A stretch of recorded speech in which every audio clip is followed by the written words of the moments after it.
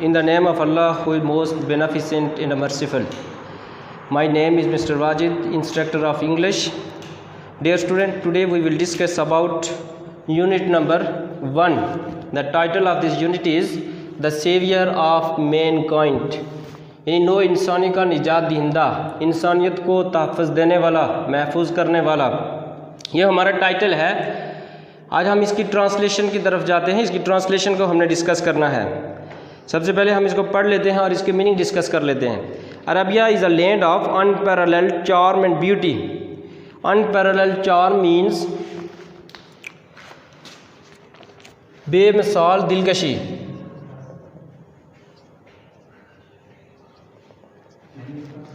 Trackless कहते हैं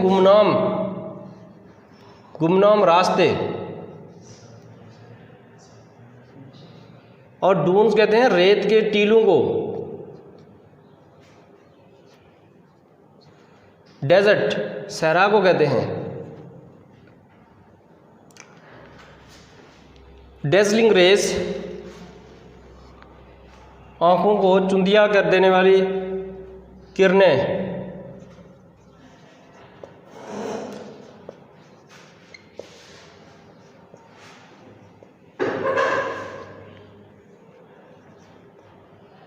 tropical सन इंतहाई तुंद और तेज सूरज।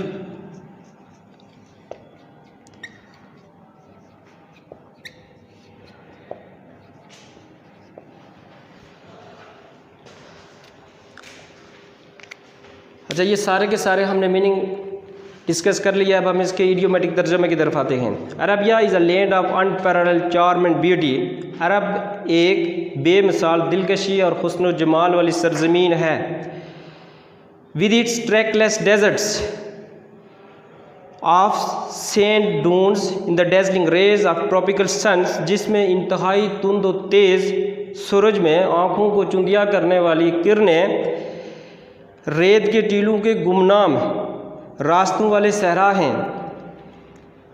इट्स स्टारी स्काई, ये स्टारी जो है ये स्टार से है, यानी जो आसमान पर आपको स्टार्स नज़र आ रहे हैं। इट्स स्टारी स्काई, इसका आसमान बरा, इसका तारों बरा आसमान, हैज़ एक्साइटेड, ये पुरजोश कर देता है, the imaginations of poets and travellers, मुसाफरों और शोरा के तख़य्युल को पुरजोश कर देता है।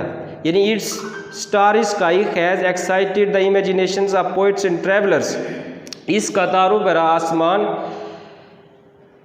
मुसाफरों और शोरा के तख़य्युल को पुरजोश किए हुए है। It was in this land that the holy prophet was born, ये वही सरजमीन है जहाँ पर अल्लाह के नबी पैदा हुए। In the city of Mecca, Mecca के शहर में, which is about 50 miles from the Red Sea, जो बहरा अहमर से तकरीबन 15 मील दूरी पर वाक़ है। इस पैराग्राफ को पढ़ने के बाद नीचे क्वेश्चन दिया गया है कि वेयर इज़ मक्का सिचुएटेड, जो कि हमने इस पैराग्राफ के अंदर डिस्कस किया है कि Mecca is situated in Saudi Arabia about 50 miles from the Red Sea. अब हम पैराग्राफ 2 की तरफ चलते हैं। पैराग्राफ 2 को डिस्कस करेंगे। इसके तर्जमे को, the Arabs possessed remarkable memory and were an eloquent people, their eloquence and memory for expressions in their poetry. Every years a fair was held for poetical competitions at Okaz. It is narrated that Hammad said to Caliph Walid bin Yazid, I can recite to you for each letter of the alphabet 100 long poems without taking any into account short pieces, and all of that composed exclusively by poets before the promulgations of Islam.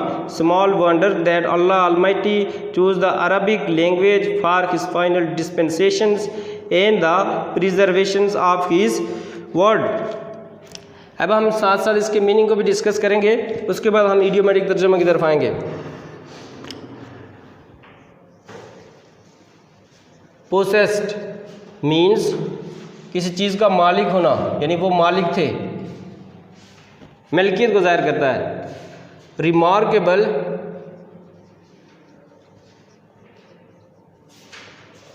Remarkable कहते हैं आला व अरफा को।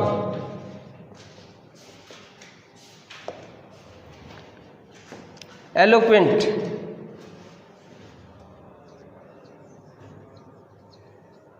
Eloquent कहते हैं फसीह बली को।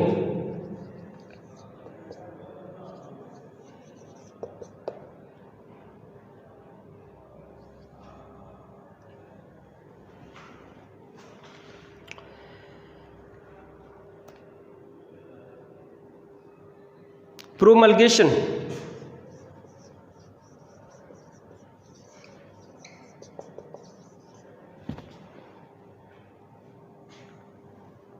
प्रोमल्गेशन means नफाज, किसी चीज़ की इशाअत करना। डिस्पेंसेशन तकसीम को कहते हैं।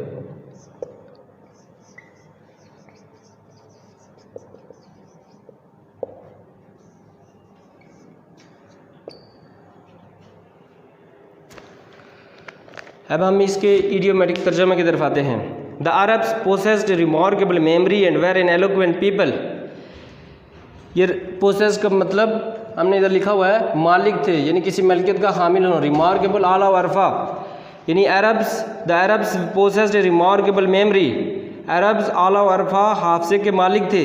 And were an eloquent people, और वो बड़े फसीह व बलीग लोग थे। देयर एलोक्वेंस इन मेमोरी, उनकी फसाहत और बलागत और हाफजा found expressions in their poetry, उनकी शायरी में इसका इजहार होता है। एवरी ईयर, हर साल, ए फेयर वाज हेल्ड, एक मेला मुनक्किद किया जाता है। फॉर पोइटिकल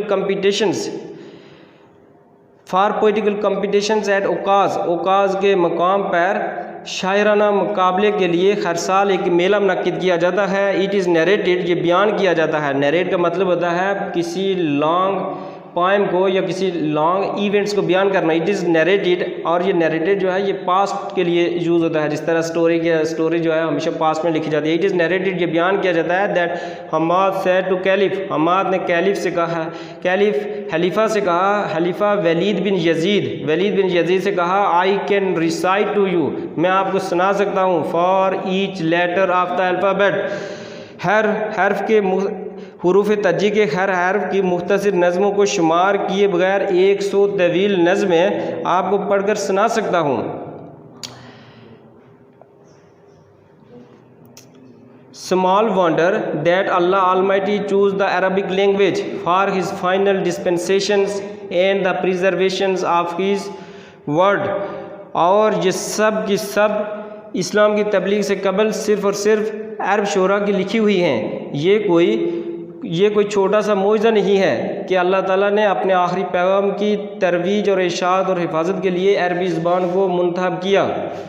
यानी जो तबलीग का काम हुआ या जो कुरान पाक की इशाअत वो सारा का सारा अरबिक के अंदर था। ये अरबी ज़बान को इसका इंतखाब किया गया।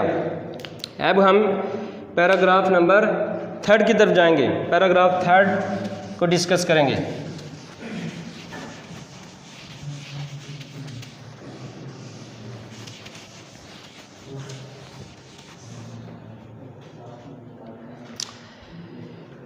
In the 5th and the 6th century, mankind stood on the verge of chaos. It seemed that the civilization which had taken 4,000 years to grow had started crumbling. At this point in time, Allah Almighty raised a prophet from among themselves who was to lift the humanity from their ignorance into the light of faith. इसके हम meaning को discuss कर लेते हैं।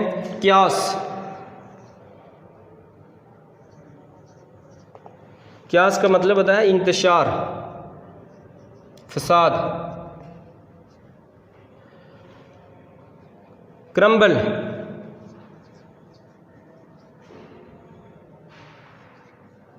Crumble means टुकड़े टुकड़े होना।